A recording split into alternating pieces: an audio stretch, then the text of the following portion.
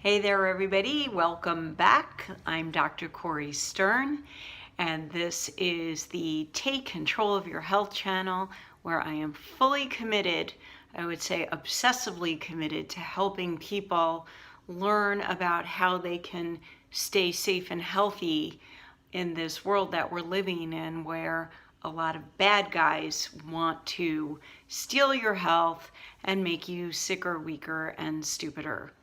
So before we get into today's topic, which is food dyes, and this is a very important topic because food dyes are actually extremely toxic, I just want to talk a little bit about how, in general, how people get pulled into doing things, making choices about their health out of fear. And fear, you probably know this, fear is a very powerful motivator. And that is actually how most advertising inspires people to take action, right? Call to action. And it's usually out of fear. So right now we're seeing in this particular time of the world, this time of a pandemic, I'm going to say pandemic, we're seeing a lot of people behaving out of fear. And people are afraid, basically they're afraid of dying, which is what it comes down to. So right now it's an acute fear. It's in their face, it's very real to them, and they're trying to not die. But we have all been affected by chronic fear over our lifetimes. And it's something very insidious. It's in TV commercials. It's in all kinds of marketing. People, marketers basically scare you into doing things to protect your health. So some of us do things that are not that bad, like let's say going to the store and buying vitamins because you read somewhere that if you don't take this particular vitamin, you'll have a higher risk of getting sick. And you just randomly go and buy this particular vitamin out of fear and hope that it will help you. And other people do other things like take drugs and medications. Unfortunately, the conventional medical profession is very involved in using fear to, shall we say, motivate people to take drugs. And in my practice, I hear story after story of patients who were intimidated or even threatened by their medical professional. If you don't take this medication, you're going to lose the use of your fingers, or things like that. So I want to take the fear out of everything by giving you information. The more knowledge and the more awareness you have of the truth, the more responsibility you can take for yourself and your health, and the more control you'll have over it. And when we talk about control, we're talking about the ability to make good decisions and choices with the information that you need to do so. Not random information, not information that comes from advertising, which, as we all know, advertising is not true information. It is people selling you stuff. So to get into today's topics, just a little bit of background. Food dyes have been being used in food for centuries, dates back to ancient times, but the original dyes were made out of natural substances and were not necessarily harmful. But at some point in the turn of the century, 20th century, late 1800s is when it started really. Food manufacturers decided that these natural dyes were too expensive and it would be more cost effective to make synthetic dyes. So I did try digging into the history, who was the first guide to make a synthetic dye and what company actually started using it. And I'm always looking for connections or motivation, like, are we being poisoned on purpose? I didn't really find anything. Doesn't mean it's not there, but I didn't spend a lot of time on it. However, what we do know is, fast forward to today, that the synthetic dyes being used in foods are mostly carcinogenic and cause a wide variety of health problems. So I just want to go over some of it with you so that you can be very careful about what you're selecting. Now, the first thing that you need to know about food labels: if it has a label, it's not food. So again, the difference between processed product and food. Food is things that grow on the ground, grow on a tree, or have a mother and are minimally processed. And anything else is what's known as a processed product. Now, the problem is that it can be a little tricky, right? So let's just talk about pickles for a minute, right? You think pickles are fall into the definition of food. Pickles are made out of little cucumbers, and they're a vegetable, and they're soaked in brine, which is salt water. It sounds innocent enough, right? But if you pick up a pickle jar, a lot of them have food dye in them, right? And what's made out of pickles, relish, also has food dye in it. Why do food companies use these dyes? It makes the food look more attractive. So studies have shown that brightly colored foods stimulate a primitive response in your brain to make you want to eat it. And in nature, brightly colored foods generally are nutrient dense, like berries and beets and radishes, and think of all these colorful foods. Dark green leafy vegetables are all packed with nutrients. So now what food manufacturers do is they take something and turn it into a fake food and then put some color in it. There's also studies that show that the more variety of colors there are in foods, the more likely you are to eat more of it. So think about things like M&Ms and Skittles and candies that are multicolored, right? You're actually going to eat more of them than if they were all brown. If all the M&Ms were brown, you would eat less M&Ms. So let me just talk about some of the various types of food coloring. The one that I hate the most personally is caramel coloring.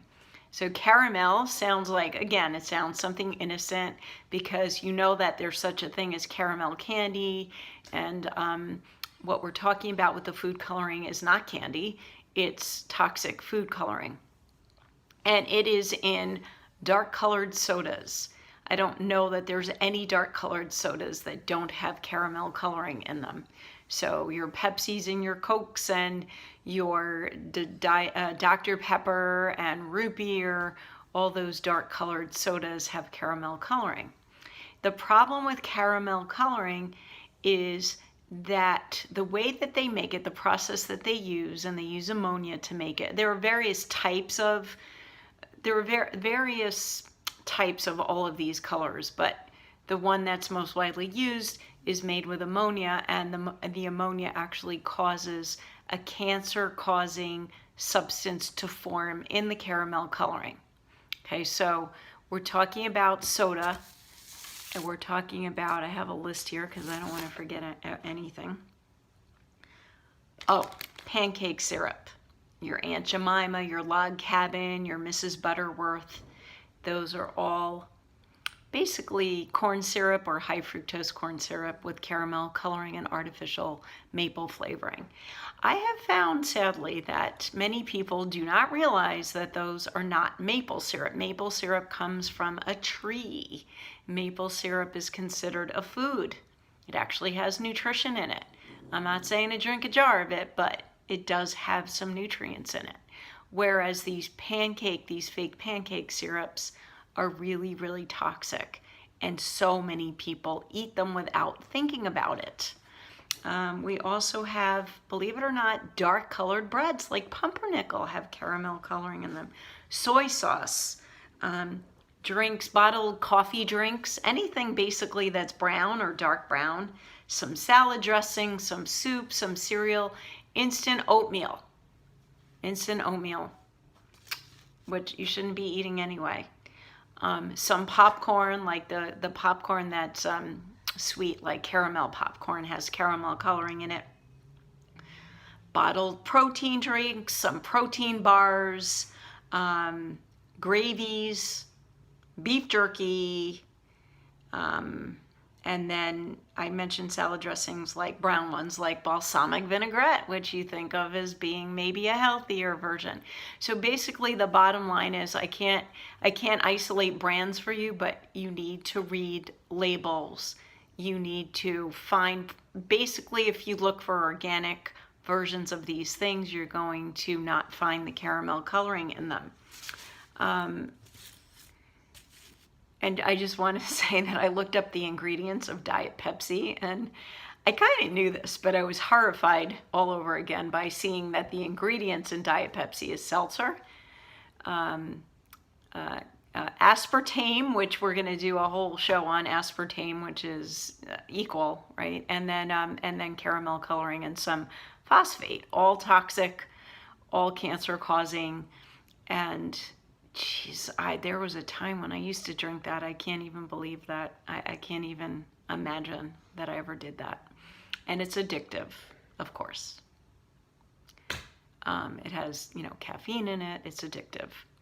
All right, now let's talk about FD&C yellow, number 5 dye, which is found in many, many popular candies, and the Department of Health and Human Services says it's reasonably anticipated to be a human carcinogen. Okay, so I don't know about you guys, but I don't want any amount of any carcinogenic substance in my body. If I have control over it and can avoid it, I'm not eating it, And then people that say, oh, it's just a little bit. Yeah, so you eat a little bit of a lot of this stuff, and then one day you wake up and you're sick. It was a little bit of that stuff on a lot of days. That's what it was. So let me just read you some of these candies. And you have to make sure that if you have children that they're not eating this, okay? This applies to them as much as it does to you, especially them, because they are more vulnerable. So M&M's, Jolly Ranchers, Sour Patch Kids, Skittles, Gummy Bears, Nerds, Jawbreakers, Mr. Good Bars, Butterfingers, Smarties, Pez, Pixie Sticks, Blow Pops, Tootsie Roll Pops, Candy Corn, Jelly Beans, Starburst, Atomic Fireball, Peeps, yeah, the cute little chickadees on Easter, Reese's Pieces, Cotton Candy, Swedish Fish, Cadbury Eggs, Twizzlers, even potato chips, some potato chips and jams. Oh, and pet foods. Let's not forget pet foods, okay? So please don't poison your animals, guys. You've got to apply everything that I'm talking to you about for humans applies to animals. Animals need to eat real food also. Think about what they eat in the wild. That's what they should be eating. Okay, so like these kibbles and a lot of these popular pet foods are really like they're junk food. They're just junk food for animals. And there's a very high incidence of cancer in animals right now, and this is one of the reasons. And this dye is also found in personal care products, shampoos and other cosmetics, these over-the-counter garbage vitamins, I call them, and medications. Now, one thing I want to say about medications, almost all medications have these toxic food dyes in them. Over-the-counter medications, prescription medications, a lot of them also have aspartame in them. Okay, now I suspect that a large number of bad reactions to medications are not necessarily from the drug itself, but from these additives, these food dyes especially, and possibly a combination of the medication and the food dye. Are there any studies on whether or not the dyes they're putting in the tablets or the syrups, whatever, actually have an interaction with the drug itself? I doubt it. I didn't check, but I doubt it. So next we're going to move on to, and by the way, FD&C yellow number 5 is banned in Austria and Norway, right? So we're going to do a show on all the banned substances in other parts of the world that are okay to use in the US. It's okay to kill us, but the rest of the world is smart enough not to do it. So we have blue number 1, red number 40, red number 3. We find these in canned fruits, in some yogurts and other cereals, and red colored dressings like Catalina, berry flavored dressings. Oh, by the way, the yellow, not only in pickles and relish, but applesauce. There goes another example of something that seems like it might be kind of a food. You take an apple, you boil it, you puree it, you get applesauce. But no, they have to make it more yellow. So what do these food dyes cause in the body besides cancer? Well, they're definitely known to cause hyperactivity in children. A lot of people, they cause allergies. So you might think you have seasonal allergies. Why is your body reacting to something that's not toxic like pollen? When you're putting all this garbage in your body, your immune system has a response to the garbage, and then it over responds to incoming benign substances like pollen. Food dyes are also known to cause migraines, fatigue, anxiety. So basically the bottom line is they're really bad. Don't eat them. Start looking at labels. And my suggestion is, if it has a label and there's more than one ingredient, don't eat it. So that's all I got for now, folks. I'll be doing another video soon covering more of these topics. Please don't forget to like this video, subscribe to my channel if you haven't already done that, and share it with somebody that you think would benefit from this information. Remember, my only agenda here is to disseminate this information to help save lives and to help us be happier, more productive, and healthier people. All right, so I appreciate you all very much for tuning in. I love all your feedback. Please keep it coming, and we will see you again soon.